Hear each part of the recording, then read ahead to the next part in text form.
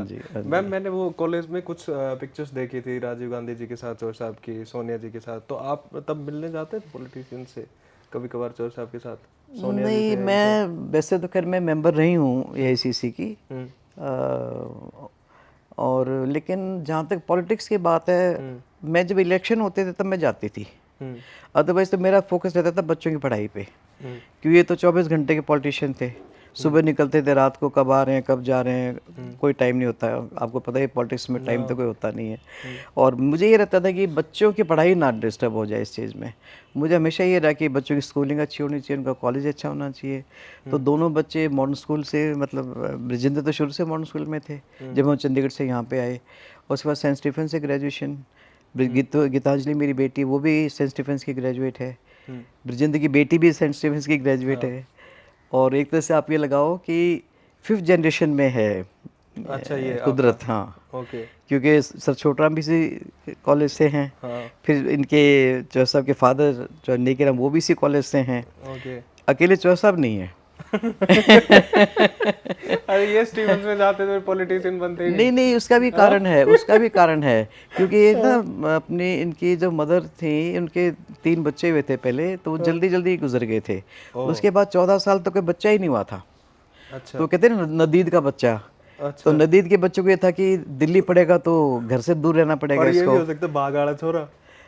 नहीं नहीं, बस यूँ ही था उनको हाँ कि बड़ी मुश्किल से हाँ भगवान ने मेरे को औलाद दी है, तो जैसे होता है ना बिल्कुल सहेज के रखने वाली हाँ, चीज़ है। पैम्पर्ड करके, हाँ। हाँ हाँ, तो इनकी मौसी रखती थी गोद में, और ये रोहतक में ही पढ़े हैं, इनकी ग्रेजुएशन भी रोहतक से हुई है। हम्म और नहीं तो ये भी आ सकते थे सेंट स्टीफेंस कॉलेज में।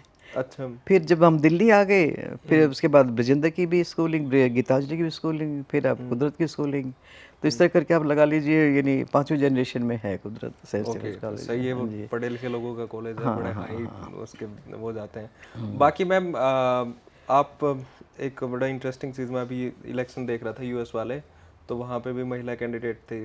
तो महिला कैंडिडेट वगैरह तो चीफ मिनिस्टर बनते ही नहीं है ना, वहाँ प्रेसिडेंट बनते हैं ना हमारे यहाँ चीफ मिनिस्टर बनते हैं।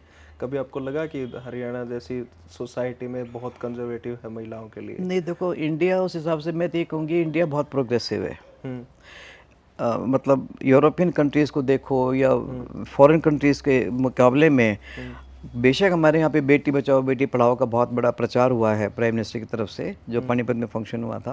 हम्म लेकिन मैं फिर भी ये कहती हूँ कि हमारी महिलाएं विदेशों को देखते हुए बहुत आगे हैं, पॉलिटिकली भी। ममता बनर्जी को आप देख लो, वेस्ट बंगाल की चीफ हरियाणा में तो मिनिस्टर। बैकवर्ड है फिर, वो नहीं, घूंघट हरियाणा और में वो सारा। ऐसा नहीं है कि भाई हरियाणा को वो कभी चांस नहीं मिल सकता।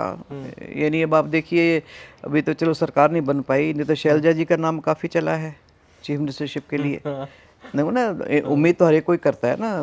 अब कौन कौन कर रहे थे, बहुत लोग थे लाइन में तो, लेकिन शैलजा जी का भी इसमें उनका इंटरेस्ट था कि मैं भी बन सकती हूँ, और इसीलिए वो लोकसभा की बजाय विधानसभा लड़ना चाहती थी। हम्म तो लेकिन कुछ मतलब ऐसे माहौल बना कि वो लोकसभा से एमपी बन गई, और विधानसभा वो लड़ नहीं पाई, और फिर सरकार भी नहीं बनी।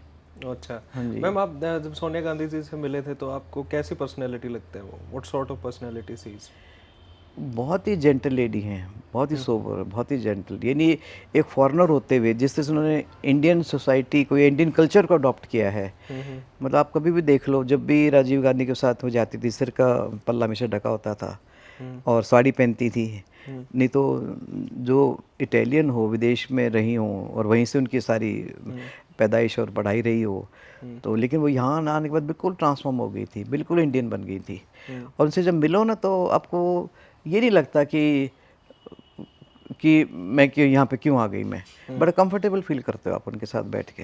अच्छा। हाँ जी, तो बहुत अच्छी लेडी तो हैं। हिंदी तो बोल लेती हैं वो? हाँ जी, हिंदी तो बोल लेती हैं थोड़ा थोड़ा हिंदी वो? बोल लेती हैं। अब देखो ना, शादी को भी 68 में शादी हुई थी उनकी, और अब तो 2024 लगा हुआ है, तो बहुत टाइम गुजर गया। ग्रीन पार्क में कहाँ पे इंस्टीट्यूट था जब उनकी शादी हुई, तो वो वहाँ पे कोचिंग के लिए जाती थी हिंदी बोलने के लिए। अब वो बहुत तो शुरू बहुत शुरू की बहुत बात पहले की है, बात है बहुत वो। पहले की बात है। हाँ, हाँ 80s हाँ के हाँ आसपास हाँ की। हाँ, 68 में देखो हाँ शादी हुई थी उनकी।